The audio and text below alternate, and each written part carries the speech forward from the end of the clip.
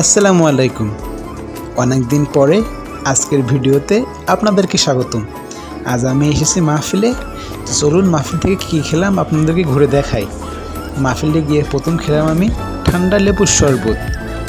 গরমের ভিতরে শরীরটা অনেক ক্লান্ত হয়ে যাচ্ছিল, তাই একটু ঠান্ডা শরবত খেয়ে তৃষ্ণার্ত মিটিয়ে নিলাম।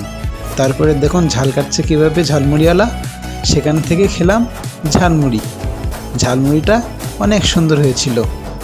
ঝালমুড়িকে সুন্দর করে তোলার অন্যতম কারণ ছিল চুই ঝাল, কারণ চুই ঝাল ঝালমুড়িকে দ্বিগুণ টেস্টি করে তোলে, যা আপনারা খেলে বুঝতে পারবেন। আমি সচরাচর মাহফিলে গেলে এসব খেয়ে থাকি। চলুন এবার আপনাদেরকে বিভিন্ন রকম মশলা দিয়ে পান খাওয়া দেখাই।